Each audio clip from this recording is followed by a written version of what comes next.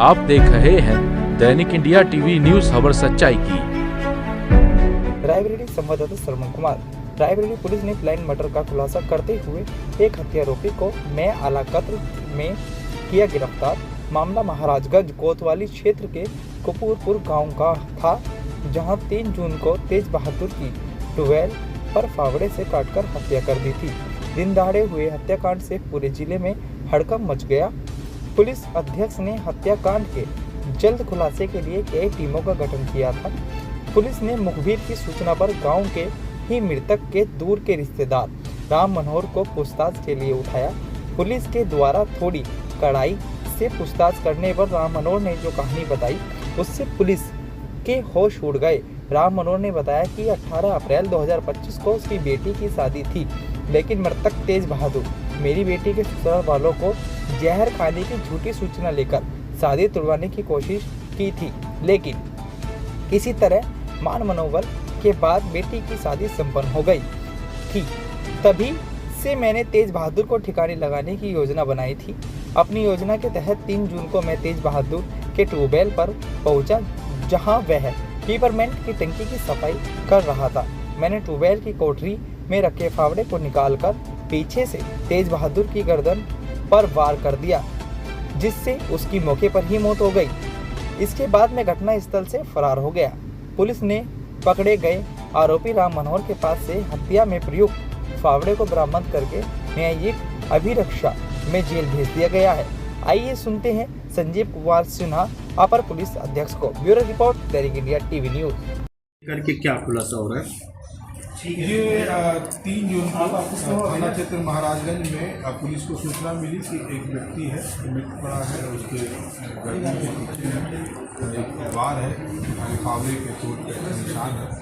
मौके पर जो है फॉरेंसिक टीम पहुंची, महाराजगंज पुलिस फोर्स पहुंची, पुलिस अधिकारी में एसपी महोदय पहुंचे और परिवारिक जनों के तहरीर पर 145/25 103 BNS हत्या की संगीन धाराओं में अभियोग निम्नलिखित किया गया और इस क्षेत्र महाराजगंज और पर्यवेक्षण में क्षेत्राधिकारी के पर्यवेक्षण में इसकी विवेचना शुरू हुई और अनावरण करने का प्रयास किया गया।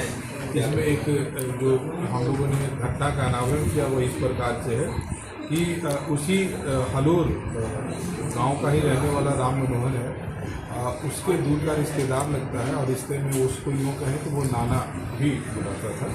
और उसके द्वारा ये बताया गया कि उनकी रंजिश 2-3 बातों को लेकर के थी। जो हालिया रंजिश थी वो इस बात की थी कि अभियुक्त द्वारा ये बताया गया कि उनकी लड़की की शादी अप्रैल में हुई थी।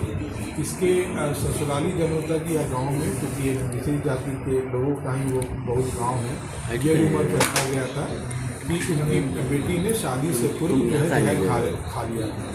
इस बात को लेकर के दोनों में बहुत खुन्नस था। इससे पूर्व भी कई छोटे छोटे, क्योंकि उसी गांव के लोग रहने वाले थे, छोटे छोटे विवाद कई थे और घटना वाले दिन वो शराब के ही नशे में आकर के वो काम कर रहा था। वो पुतरा मीट की टंकी लगा रहा था, तो वो उसी शराब के नशे में वो आया था और उसको बैठा हुआ मिट्टी फाँक रहा था, तो उसने आगे साइड से ही उसके गर्दन पे वार कर दी और चूँकि हाथ ब्लीडिंग होने से उसकी जो है मृत्यु हो गई थी। ये घटना का सफल अनावरण किया गया है और इसमें जो है महाराजगंज पुलिस जो है बनाई। इसमें शुरू में हत्यारोपी समझ में नहीं आ रहा था, कई बार लग रहा था कि वो कोई परिजन ही हो सकता है।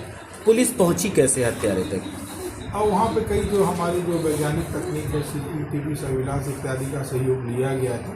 पुलिस घटनाओं के अनावरण के संबंध में विस्तार से गांव के लोगों से पूछताछ की जा रही थी और घटना को अच्छे से समझने का प्रयास किया जा रहा था। उसी क्रम में एक कड़ी मिली थी और इनकी गतिविधि कुछ संदिग्ध लगी और लोगों से, आसपास के लोगों से चीज़ों को पूछा गया और जब कड़ियों को जोड़ा गया तो इस घटना का अनावरण हुआ।